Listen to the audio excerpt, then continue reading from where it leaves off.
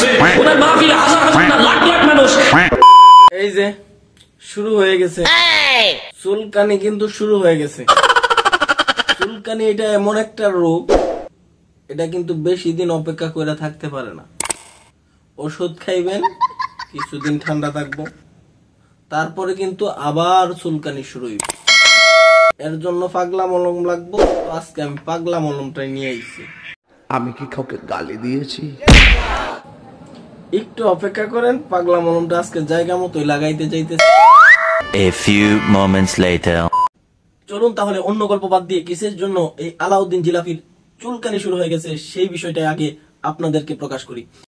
আপনারা জানেন বাংলাদেশে বহু মানুষের প্রিয় মানুষ ডক্টর মিজানুর রহমান আজহারী সাহেব অত্যন্ত ভালো মানুষ, কাউকে কোনো ধরনের আক্রমণাত্মক কথা বলে না, বক্তাদের মধ্যে অনেক জনপ্রিয়তা অর্জন করেছেন। তো হুজুর দীর্ঘদিন যাবৎ বাহিরে ছিলেন বেশ কিছু ইস্যুর কারণে, সেগুলো সম্ভবত আপনারা জানেন, সেগুলো নিয়ে আর কথা বলতে চাই না। রিসেন্টলি হুজুর দেশে আসলেন এবং মাহফিল করলেন, যে মাহফিলগুলোতে লক্ষ লক্ষ জনতা, ধারণা করা হয় 15 থেকে 20 লক্ষ জনতা এক একটি মাহফিলে হচ্ছে। এটা দেখে নামদারি সুন্নিদের কোন জায়গায় আগুন লাগছে এটা আমি জানি না। তবে চাপাবাজদের লিডার আলাউদ্দিন জিহাদি এতদিন চুপ থাকলেও এখন মিজানুর রহমান আজহারীকে নিয়ে তার চাপাবাজি সে শুরু করেছে। এটা কি কোনো কথা? চাপাবাজি আর মিথ্যা বলা সে শুরু করে দিয়েছে। তাহলে চলুন আজকে একটু মলম লাগাইয়া দিই। তারা ভাড়া করে লোক নেই, আজকে মাহফিলে ভাড়া করে কারা কারা আমার সাথে। কথার সাইজ দেখেই তো আপনারা বুঝালেন কাকে বলতেছে। যশোরে যে মিজানুর রহমান আজহারীর মাহফিলটা হয়েছে, ওইখানে নাকি ভাড়া করে লোক নেওয়া হয়েছে। জিহাদির কাছে আমার একটা প্রশ্ন, ভাড়ার টাকাগুলা কি আপনার পকেটে দিচ্ছেন? আপনার পশ্চাৎ দেশে আগুন লাগছে কেন?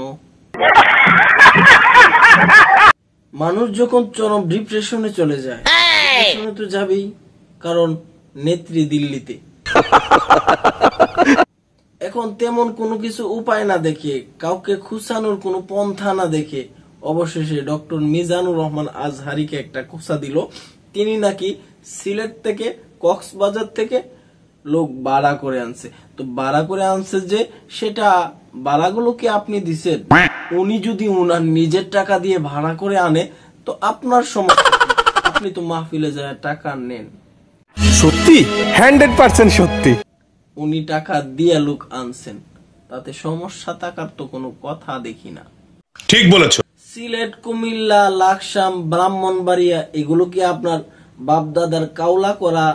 ভিডিওতে দেখবে সিলেট থেকে মাহফিল নিছে মানুষ নিছে কক্সবাজারে, ব্রাহ্মণবাড়িয়া থেকে নিছে লাকসাম, কুমিল্লা, সারা এলাকা থেকে ভাড়া করে মানুষ নিয়ে লোক শোডাউন করে। উনি যেভাবে বলতেছে আমার মনে হইতেছে সিলেট, কুমিল্লা, ব্রাহ্মণবাড়িয়াতে যারা থাকে সবাই ওনার দোলাভাই লাগে।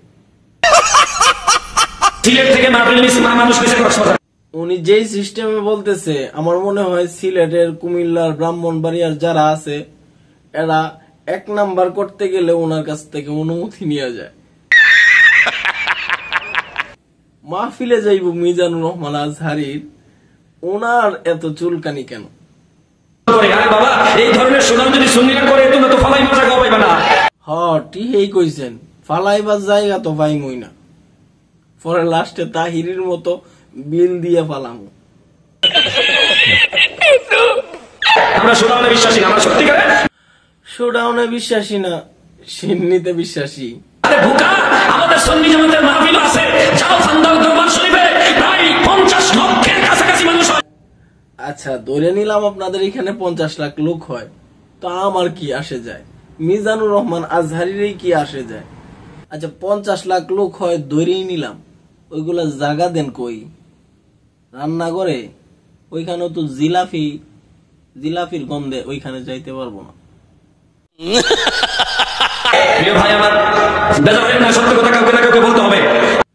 হ্যাঁ সত্য কথা, তাও আবার আলাউদ্দিন জিহাদি। সর্বনাশ, এই সত্য কথাটা তো অবশ্যই আমার শুনতে হইব। বঙ্গবন্ধু তিনি ছিলেন ইরাকের একজন আল্লাহর ওলির বংশধর।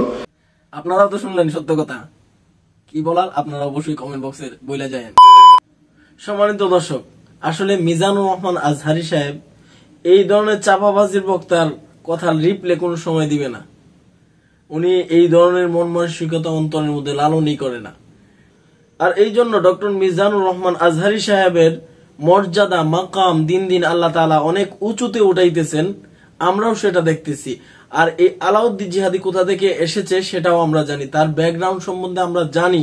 আলাউদ্দিন জিহাদি এক সময় বাংলাদেশের সকলের মুরব্বী শাহ আহমদ শফি রহিমাহুল্লাহকে অকাট্য ভাষায় কথাবার্তা বলার জন্য জেলে পর্যন্ত গেছিল। সেই তো আলাউদ্দিন জিহাদি মিজানুর রহমান আজহারীকে বলবে, আরেকজনকে বলবে, আরেক মৌলানাকে নিয়ে চাপাবাজি করবে, এটাই স্বাভাবিক। কিন্তু চাপাবাজি করতে করতে তারা বর্তমানে কোন জায়গায় আছে, সুন্নিয়ত বর্তমানে কোন জায়গায় আছে, প্রশ্নটা আপনাদের কাছেই রেখে দিলাম। আজকের মতো এই পর্যন্তই। আসসালামু আলাইকুম রহমতুল্লাহ।